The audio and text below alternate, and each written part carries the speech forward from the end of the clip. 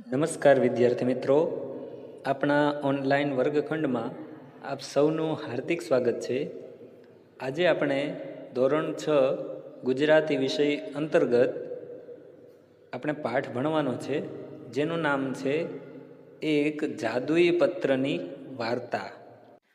મિત્રો, ગાંધીજીએ કહ્યું છે કે ખરાબ અક્ષર એ અધૂરી કેળવણીની નિશાની છે. એટલે અક્ષરો આપણા સારા હોવા જોઈએ, પણ અહીં વાત એક ખરાબ અક્ષરના પત્રની છે. એ પત્ર એટલી હદે, એટલા અંશે ખરાબ અક્ષરો છે કે ઉકલી શકે નહીં એવા અક્ષરો છે કે જે વ્યક્તિએ પત્ર લખ્યો છે તે પોતે પણ વાંચી શકતો નથી. તો આવી એક હાસ્યાત્મક કથા આજે આપણે ભણવાના છીએ. ચાલો ભણીએ. પાઠ 11, એક જાદુઈ પત્રની વાર્તા. લેખક ડૉક્ટર રતિલાલ બોરીસાગર, જેનો જન્મ થયો હતો 31 ઓગસ્ટ 1938ના રોજ. પરિચય મેળવીએ તેમનો. ડૉક્ટર રતિલાલ બોરીસાગર અમરેલી જિલ્લાના સાવરકુંડલાના વતની છે અને હાલ અમદાવાદમાં રહે છે. તેઓ ગુજરાત રાજ્ય શાળા પાઠ્યપુસ્તક મંડળ ગાંધીનગરમાં નાયબ નિયામક રહી ચૂક્યા છે. જુઓ, જે પાઠ્યપુસ્તક બનાવે છે એના નાયબ નિયામક કોણ રહી ચૂક્યા છે? આપણા આ પાઠના લેખક ડૉક્ટર રતિલાલ બોરીસાગર. હાસ્ય સાહિત્ય ક્ષેત્રે પોતાની આગવી શૈલી દ્વારા સાહિત્ય રસિકોના દિલ જીતી લીધા છે. જુઓ મિત્રો, ડૉક્ટર રતિલાલ બોરીસાગરે છે હાસ્ય સાહિત્ય ક્ષેત્રમાં એણે પોતાની કલમ ચલાવી છે, એટલે હાસ્ય લેખો જ લખ્યા છે. અને એ પણ જીવનની જે ગંભીર પરિસ્થિતિ છે એમાં મર્મગ્રાહી દ્રષ્ટિથી એ પોતાનું હાસ્ય છે એ પ્રગટ કરે છે. માણસની ચિત્ર વિચિત્ર ખાસિયતનો એ ચિત્ર તેના હાસ્ય સાહિત્યમાં જોવા મળે છે. એમણે કેટલાક હાસ્ય ગ્રંથો લખ્યા છે. મરક મરક અને આનંદ લોક એ એના જાણીતા હાસ્ય ગ્રંથો છે, અને આ ગ્રંથોને ઘણા બધા પારિતોષિકો પણ પ્રાપ્ત થયા છે. હવે વાત કરીએ આ પાઠની. જો બીજો પેરેગ્રાફ છે પ્રસ્તાવનામાં, એ જુઓ. એક કાલ્પનિક ઘટનાનો આશરો લઈને, વિશિષ્ટ પરિસ્થિતિ ઊભી કરીને અને પૂરેપૂરી ચગાવી એક જાદુઈ પત્રની વાર્તામાં લેખકે ખરેખર વાર્તા જેવો રસ નિષ્પન્ન કર્યો છે. અહીં કહેવા એ માગે છે કે એક કાલ્પનિક ઘટના છે, તે સત્ય ઘટના નથી, પણ એનો આશરો લઈ અને એ એટલી સરસ રીતે કહે છે કે આપણને વાર્તા જેવો રસ નિષ્પન્ન થાય છે. એટલે આ કાલ્પનિક ઘટના છે, બરાબર. પ્રસંગોની રજૂઆત, સંવાદોની વેધકતા તથા નર્મયુક્ત ગદ્ય શૈલી દ્વારા હાસ્ય કથાનો સુંદર પરિચય કરાવે છે. તો ચાલો આપણે આ બધું જ આ પાઠમાં જોઈશું. સરસ મજાનો પાઠ છે. જુઓ મિત્રો, પાઠ શરૂ થાય છે. તમે પણ સાથે સાથે વાંચતા જજો. નિરંજન એક રવિવારે મારે ત્યાં આવ્યો અને કહે, ચાલ આજે પહેલા શોમાં ફિલ્મ જોવા જવું છે. નવી નવી ફિલ્મ આવી હશે ને પહેલા શોમાં ફિલ્મ જોવા જવું છે એવું નિરંજન અને મિત્ર કહે છે. એટલે ટિકિટ લાવ્યો છે? મેં પૂછ્યું. લેખકે પૂછ્યું, ટિકિટ લાવ્યો છે? ના, ટિકિટ તો નથી, પણ જવું છે એવું કહેવા માગે છે. તો લેખક કહે છે, ટિકિટ ન હોય તો આજે રવિવારે ફિલ્મ જોવાની વાત પણ કેવી રીતે થઈ શકે? તું ચાલ તો ખરો, કંઈ મેળ પડી જાય તો ઠીક છે, નહીતર પાછા. આવી રીતે વાત કરી અને નીકળે છે. થિયેટર કંઈ બહુ દૂર ન હતું ને ઘેર કાંઈ ખાસ કામ હતું નહીં, એટલે હું એની સાથે નીકળ્યો. પણ થિયેટર પર હાઉસફુલનું પાટિયું ઝૂલતું હતું. હવે થાય છે કેવું કે ટિકિટ તો હોતી નથી, છતાં પણ એ જોવા માટે જાય છે. અને ત્યાં જઈને જુએ છે તો થિયેટરમાં હાઉસફુલ, એટલે ફૂલે ફૂલ ભરેલું હતું એવું લખેલું પાટિયું હતું. હવે આગળ જોઈએ શું થાય છે. હવે હાઉસફુલનું પાટિયું જોઈ અને લેખક કહે છે, કેમ, હું ખોટું કહેતો હતો? આજે યાર પત્તો જ ન ખાય, મેં કહ્યું. નિરંજન ઘડી ભરતો ઝંખવાણો પડી ગયો, એટલે થોડી વાર માટે મૂંઝાઈ ગયો. પણ એકાએક તેનો ચહેરો ચમકી ઉઠ્યો.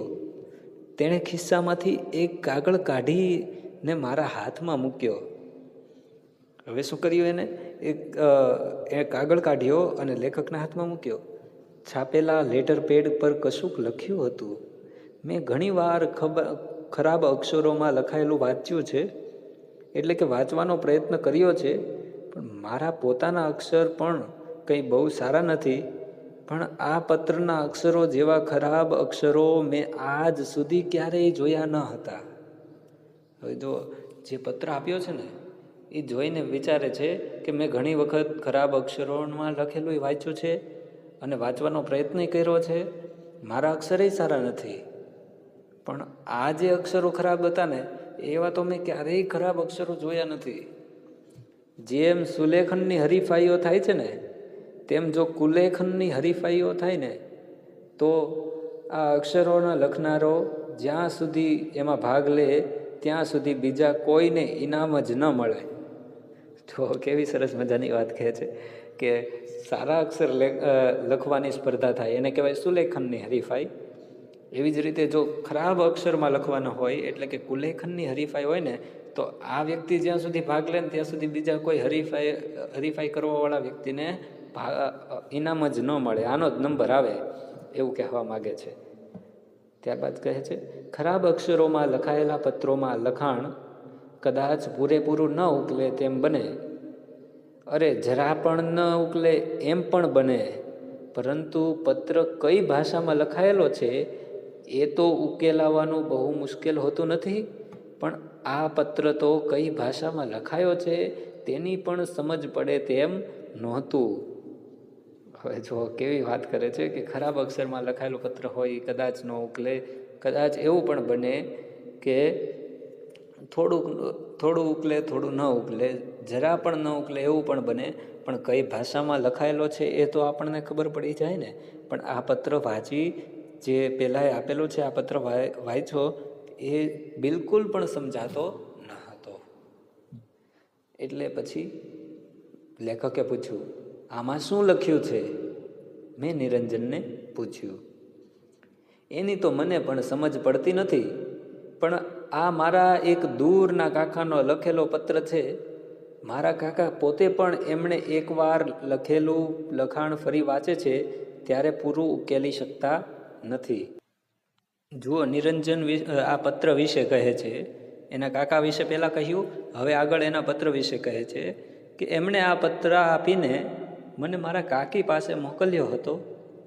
આમ તો મારા કાકી પણ મારા કાકાનું લખેલું કશું વાંચી શકતા નથી. વેવિશાળ પછી મારા કાકાએ મારા કાકીને જે પત્રો લખેલા તે કાકીએ લગ્ન પછી મારા કાકા પાસે વચાવવાનો પ્રયત્ન કરેલો. મારા કાકાએ પત્રો પૂરેપૂરા ઉકેલી શક્યા ન હતા, પણ યાદશક્તિના આધારે ને વધુ તો કલ્પનાને આધારે મારા કાકાએ પત્રોમાંથી કેટલુંક ઉકેલી આપ્યું હતું. આજે પણ મારા કાકાના એ પ્રેમ પત્રો ખુલ્લા રખડતા હોય છે, કેમ કે કોઈ વાંચી જાય એવો ભય હોતો નથી. નિરંજન એના કાકાના અક્ષરો ઉકેલી શકતો ન હતો, પણ એ અક્ષરો વિશેનો અભ્યાસ ઘણો ઊંડો હોય એમ લાગ્યો. જો નિરંજને વાત કરી કે મારા કાકા છે ને, એ જે લખે છે એ બરાબર એ પોતે વાંચી શકતા નથી. લગ્ન પછી કાકા આગળ કાકીએ જે પત્રો લખ્યા હતા એ વચાવવાનો પ્રયત્ન કર્યો, તો કાકાએ શું કર્યું કે પોતાની યાદશક્તિ હોય ને કે મેં આ લખ્યું હશે, અને થોડું ઘણું કલ્પનાના આધારે એણે કહી દીધું કે આવી રીતે લખેલું છે.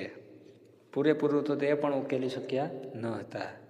આમ ખૂબ ખરાબ અક્ષરવાળો પત્ર નિરંજનના કાકાનો હતો. હવે શું થાય છે, નિરંજન થોડી વાર માટે અટક્યો. એનો લાભ લઈને હું બોલ્યો, હા પણ તેનું અહીં શું છે? બરાબર છે, અહીંયા તો ફિલ્મ જોવા આવ્યા છે, તો શું કામ છે અહીં? ફિલ્મ ન જોવાય એટલે શું? આ પત્ર ઉકેલવામાં 3 કલાક ગાળવા છે? અને જો એવો વિચાર હોય તો મારો સ્પષ્ટ મત છે કે હું 3 કલાક તો શું 3 ભવે આ પત્ર ન ઉકલે. શું કહે છે કે જો આ ફિલ્મ જોવામાં વારો ન આવ્યો તો 3 કલાક આ પત્ર ઉકેલવાનો થાય, તો 3 કલાક તો શું આ 3 ભવમાંય આ પત્ર ઉકેલી શકાય એવો નથી. ત્યાં જ નિરંજન કહે છે, તેથી જ મને લાગે છે કે આપણે ફિલ્મ જોઈ શકીશું. નિરંજને કહ્યું, નિરંજન કહે છે કે મને લાગે છે કે આપણે ફિલ્મ જોઈ શકીશું. કેવી રીતે? મને નિરંજનની વાત ન સમજાઈ. ચાલ મારી સાથે, કહી નિરંજન આગળ ચાલ્યો ને મેનેજરની કેબિન અંદર ઘૂસ્યો. હું પણ થોડો ગભરાતો પાછળ દાખલ થયો. નિરંજને શાંતિથી એ પત્ર મેનેજરના હાથમાં મૂક્યો. મેનેજરે પત્ર ઉખેડ્યો ને અંદરનું લખાણ જોઈ સ્તબ્ધ બની નિરંજન સામે જોઈ રહ્યા. જેવો પત્ર જોયો કે આમ સ્તબ્ધ બની ગયા, ચોંકી ગયા અને નિરંજન સામે જોઈ રહ્યા. આ શું છે? પેલો સનાતન પ્રશ્ન એમના મુખમાંથી પણ સરી પડ્યો, એમના મોઢામાંથી નીકળી ગયું કે આ શું છે? વેદ સાહેબનો પત્ર છે, નિરંજને અત્યંત ગંભીરતાથી કહ્યું. એકદમ ગંભીર બની અને કહ્યું, વેદ સાહેબનો પત્ર છે. વેદ સાહેબ? મેનેજરને ઓળખાણ પડી નહીં ને પત્રમાં કશું ઉકલ્યું નહીં એટલે સહેજ મૂંઝાઈ ગયા. હવે અહીં મેનેજરને કંઈ ખબર નથી પડતી કે આ વેદ સાહેબ કોણ છે, અને પત્રમાં પણ કાંઈ ઉકલ્યું નહીં એટલે થોડા મૂંઝાઈ ગયા. પરિસ્થિતિનો લાભ લઈ નિરંજને એમને અડધેથી અટકાવીને કહ્યું, વેદ સાહેબ લાયન્સ ક્લબના ડિસ્ટ્રિક્ટ ગવર્નર છે, મારા એ કાકા થાય. એમણે કહ્યું છે કે મેનેજર સાહેબને આ પત્ર આપશો એટલે એ બંને મિત્રો માટે ફિલ્મ જોવાની વ્યવસ્થા કરી આપશે. શું કહે છે કે મારા એ જે ડિસ્ટ્રિક્ટ ગવર્નર છે ને એ મારા કાકા છે, અને એણે કહ્યું છે કે મેનેજર સાહેબને આ પત્ર આપશો ને એટલે બે માટે, તમારા બંને માટે ફિલ્મ જોવાની વ્યવસ્થા કરી આપશે. મેનેજર દિગ્મૂઢ બનીને ઘડીક પત્ર સામે જુએ ને ઘડીક નિરંજન સામે જુએ. દિગ્મૂઢ એટલે આશ્ચર્યચકિત થઈને, ઘડીક પત્ર સામે જોવે અને ઘડીક નિરંજન સામે જુએ. એણે ચશ્માના કાચ પણ 2-3 વાર સાફ કરી જોયા પણ કંઈ વળ્યો નહીં. એટલે એણે નિરંજનને કહ્યું, તમે તો જાણો છો કે આજનો શો હાઉસફુલ છે. મેનેજરે વાત કરી, શો હાઉસફુલ છે, તમને તો ખબર છે? હા સાહેબ, નિરંજને ઠાવકાઈથી કહ્યું. કંઈ નહીં, હું કાકાને કહી દઈશ, આપ ચિંતા ન કરો. આટલું કહી એણે અત્યંત સ્વાભાવિકતાથી મેનેજરના હાથમાંથી પત્ર લઈ લીધો. મેનેજર બિચારા ફરી વિચારમાં પડી ગયા. જુઓ તો ખરી, નિરંજને કહ્યું કે કાંઈ વાંધો નહીં, હું કાકાને કહી દઈશ કે ફિલ્મ જોવાની વ્યવસ્થા ન થઈ. એટલે મેનેજરે પાછા વિચારમાં પડી ગયા. આવા વિકટ પ્રશ્નનો સામનો કરવાનું એમની આજ સુધીની કારકિર્દીમાં આવ્યું ન હતું. અત્યાર સુધીમાં આવો કંઈ કઠિન પ્રશ્નનો સામનો કરવાનું બન્યું ન હતું એમ એમના ચહેરા પરથી સ્પષ્ટ જણાતું હતું. કહે છે, ઊભા રહો, હું 2 એક્સ્ટ્રા ચેર્સ મુકાવી દઉં. ઊભા રહ્યો, હું 2 વધારે ખુરશી મુકાવી દઉં, કહી એમણે ઘંટડી મારી. પિયોન આવ્યો એટલે એમણે એને કહ્યું, બાલ્કનીમાં 2 એક્સ્ટ્રા ચેર્સ મૂકીને બંને ભાઈઓને ત્યાં બેસવાની વ્યવસ્થા કરી દે. આવી રીતે પ્યુનને કહ્યું કે તું બેસવાની વ્યવસ્થા કરી દે. જી સાહેબ કહી પટ્ટાવાળો અમને બંનેને લઈને ચાલ્યો. હું તો સ્તબ્ધ બની ગયો, હું તો આશ્ચર્યચકિત થઈ ગયો. નિરંજન ટીખળી હતો એટલે થોડો તોફાની હતો. બીજાને પજાવવાના જાતના નુસ્ખા તે શોધ્યા કરતો. બીજાને હેરાન કરવા માટે અલગ અલગ વિચારના એ કરતો રહેતો. પણ એનું આજનું સાહસ અપ્રતિમ હતું. આજે જે સાહસ કર્યું ને એ તો કંઈક અલગ જ હતું. અમે અંદર બેઠા એટલે નિરંજરે વિજયનું એક ભવ્ય સ્મિત કર્યું. એને આમ વિજય થયો, જીતી ગયા એનું એક હાસ્ય કર્યું. કારણ કે પિક્ચર જોવા મળી ગયું, હાઉસફુલ હતું છતાં પણ, અને વગર ટિકિટે. ઇન્ટરવલમાં પટ્ટાવાળો ફરી આવ્યો. તેણે કહ્યું, તમને બંનેને સાહેબ બોલાવે છે. પટ્ટાવાળાએ જેવું કહ્યું, તમને બંનેને સાહેબ બોલાવે છે, એ પછી આની સ્થિતિ શું થાય છે એ જુઓ.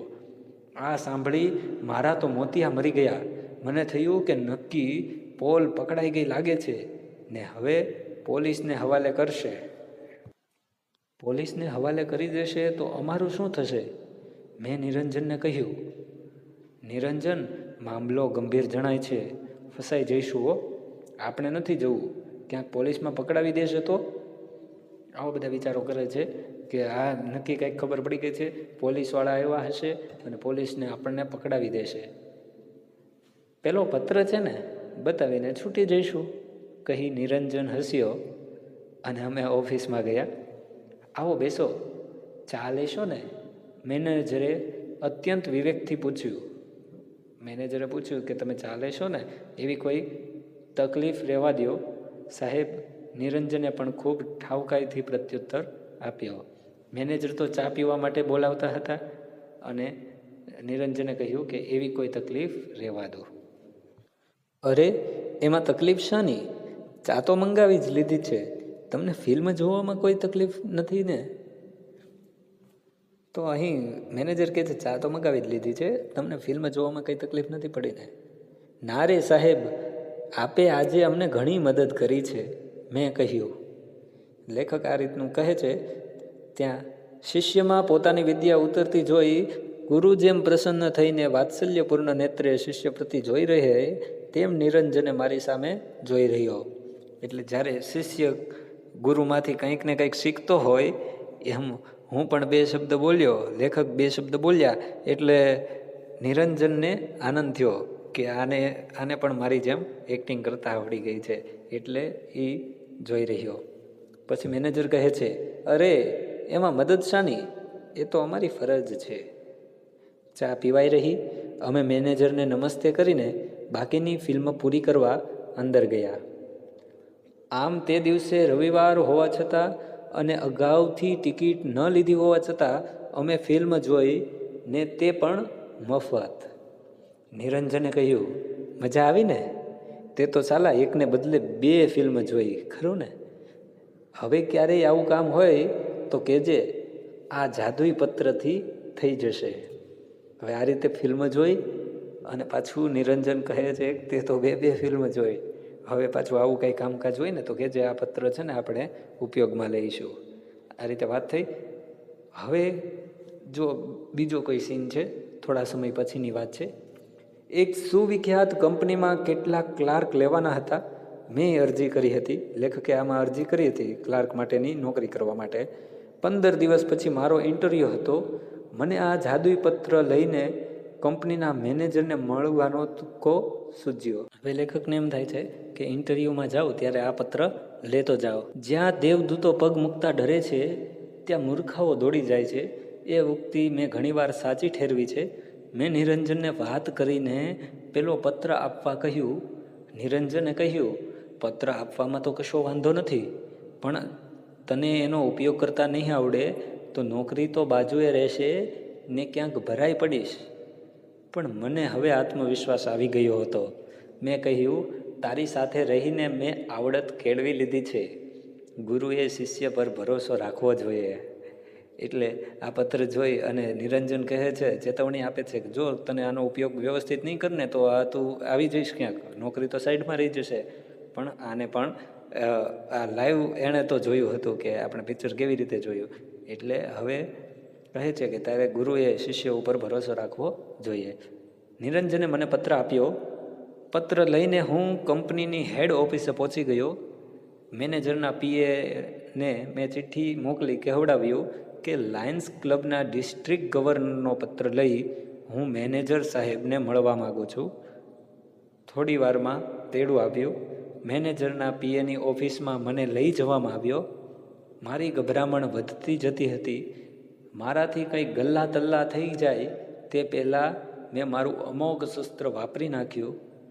એકદમ પેલો પત્ર મેં પીએના હાથમાં મૂકી દીધો. પત્ર જોઈને ચમક્યા. તેણે કહ્યું, આ તો વેદ સાહેબનો પત્ર છે. હવે નિરંજને પત્ર આપ્યો. કંપનીમાં ગયા, હેડ ઓફિસે પહોંચી ગયા, પીએને ચિઠ્ઠી આપી અને આ પત્ર સાથે લઈ ગયા હતા. થોડી વારમાં મેનેજર આવ્યા અને પત્ર જોયો અને તરત જ પીએના હાથમાં મૂક્યો. એટલે એ તરત કહે છે કે આ તો વેદ સાહેબનો પત્ર છે. હા, મેં કહ્યું, હા એનો જ છે. તમે એમને ક્યાંથી ઓળખો? મારા કાકા મીન્સ મારા મિત્રના કાકા છે. પત્રમાં શું લખ્યું છે? પેલો સનાતન પ્રશ્ન તેના મુખમાંથી સરી પડ્યો. મેં પત્ર ઉખેડ્યો નથી. પ્યુન પૂછે છે કે તમે એને કેવી રીતે ઓળખો છો?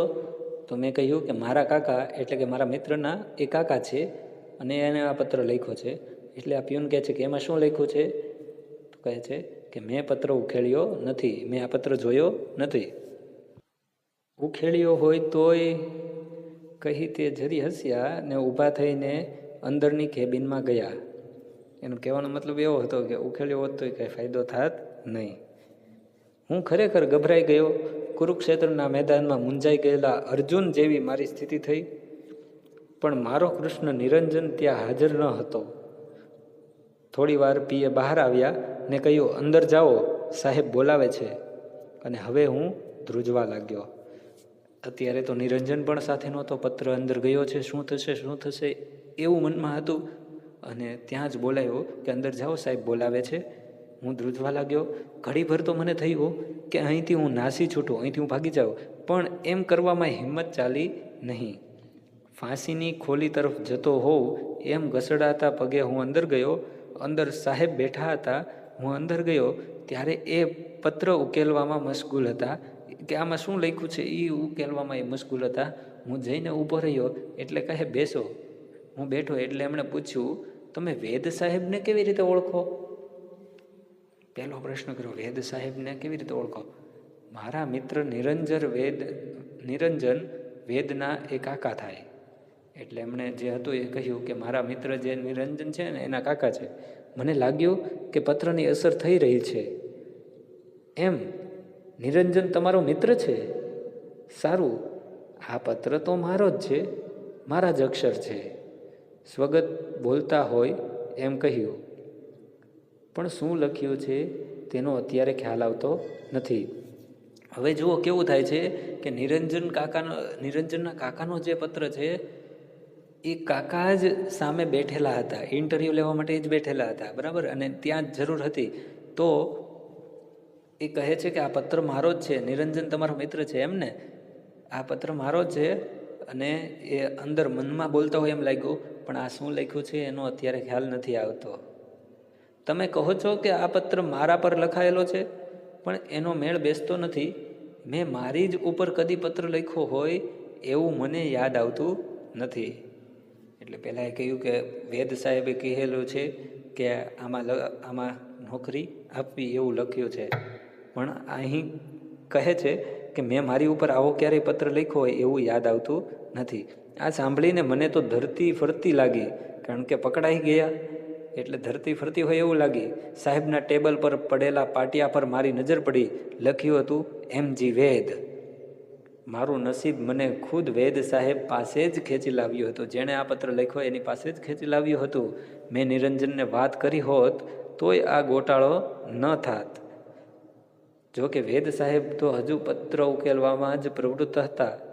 થોડી વાર પત્ર સામે જુએ, વળી મારી સામે જુએ, પછી જાણે સ્વગત બોલતા હોય એમ ફરી બોલ્યા, પાછું બોલ્યા કંઈક કે મેં નિરંજનને એના કોઈ ભાઈબંધ માટે આવો પત્ર લખી આપ્યો હોય એવું યાદ નથી આવતું. પણ આ લેટર પેડ ને અક્ષર તો મારા છે. મારા પત્ર કોને ઉદ્દેશીને લખ્યો છે તેનો ખ્યાલ નથી આવતો. એ જો ખ્યાલ આવે તો કંઈક સમજાય. પણ ઓલ રાઈટ, તમારે શું કામ છે? તમારે કામ શું છે એ બોલો ને. ચાલો જે હોય એ. સાહેબ, મેં અહીં ક્લાર્કની નોકરી માટે અરજી કરી છે. ઓહો, એમ વાત છે. અઠવાડિયા પછી તપાસ કરજો. એટલે કહે છે કે મારો આ પ્રશ્ન છે કે સાહેબ મેં અહીં ક્લાર્કની નોકરી માટે અરજી કરી છે. તો કહે છે કે અઠવાડિયા પછી તપાસ કરજો. અને આજે હું વેદ સાહેબની ઓફિસમાં ક્લાર્ક છું. અલબત્ત પેલો જાદુઈ પત્ર વેદ સાહેબ પાસે જ રહી ગયો એનો અફસોસ મને ને નિરંજનને દિવસો સુધી રહ્યા કર્યો હતો. એનો અર્થ એવો થયો કે એને ક્લાર્કની નોકરી મળી ગઈ, પણ પેલો પત્ર હતો ને જાદુઈ પત્ર એ વેદ સાહેબ પાસે રહી ગયો. એનો અફસોસ બંનેને રહ્યો, કારણ કે એનાથી કોઈ પણ કામ કરવું સહેલું પડી જતું હતું. તો તમને આ પાઠ વ્યવસ્થિત રીતે સમજાયો હશે એવી આશા રાખું છું. નીચે કેટલાક શબ્દ છે. વેવિશાળ એટલે સગાઈ, લાયન્સ ક્લબ એટલે એક આંતરરાષ્ટ્રીય સામાજિક સંસ્થા, દિગ્મૂઢ એટલે આશ્ચર્યચકિત. તો બધા શબ્દો તમે જોઈ લેજો, બરાબર. અસ્તુ.